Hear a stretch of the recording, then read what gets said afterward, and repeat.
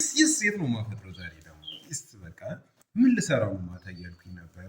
ዱባይ ምናምን ሄጄ ልፍታታ ወይስ ደግሞ ሳውዲ አረቢያ ሄጄ ኡምራ እያደረግኩኝ ከዛ በኋላ አፍጥር ሊድ ምናምን እያልኩኝ ያሰብኩኝ ነበር። በጣም አመሰግናለሁ በሎች። ኤኒዌይስ እናንተ ማለት ነው ሰማ ቪዲዮ ለመስራት የሚያስፈራችሁ ነገር ምንድን ነው የሚለውን ጥናት እያደረግኩኝ ነበር እና አብዛኛው ሰው እየፈራ ያለው የሚያውቃችሁ ቤተሰቦቹ፣ ዘመዶቹ፣ የሚያውቃቸው ጓደኞቹ እና በቃ ፍርሃት የሚባል ውስጣዊ ፍርሃት ለዚህ ነገር ይዳረጋቸዋል ማለት ነው። ግን ካስተዋል ነው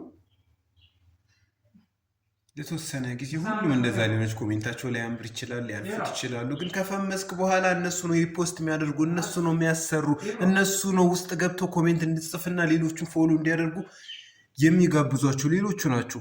ሊንክ እየላኩ ወይም ደግሞ ይህ ምንድን ነው ታግ እያደረጉ አንተን ፎሎ እንዲያደርጉ፣ ላይክ እንዲያደርጉ እና ሼር እንዲያደርጉ የሚያደርጉት።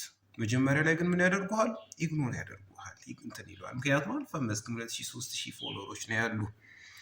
ግን ከ10,000 በላይ ስትሆን ሁሉም ይከተላል። እና እኔም እየጣርኩ ነው እየሞከርኩኝ ነው። እና እባካችሁ እናንተ እዚህ 300 400 የሚመጣላችሁ ሰዎች ቢያንስ ላይክ አድርጉት። ሌላው ነገር እንዳትዩት ከፈለጋችሁ፣ ግን ላይኩን የምትወት እና በቃ ይዩት። ኮፒ ሊንክ ግን ብችሉ ዋው በጣም ናይስ ነበር። እኔ እኮ በመነጽር ራሱ መጣቀስ ሰው ነኝ። ከምር ይገርማል በጣም እና ይገርማቸዋል ደግሞ ኮንቴንት የትም ቢሆን በቃ አሁን እኮ አስቤው አይደለም ቪዲዮ እየቀረጹ ካሉት ፎቶ መስራት ቀጭ ሳረጉ ጀምሯል ማለት ነው። እና እንዴት ብዬ ላጥፎ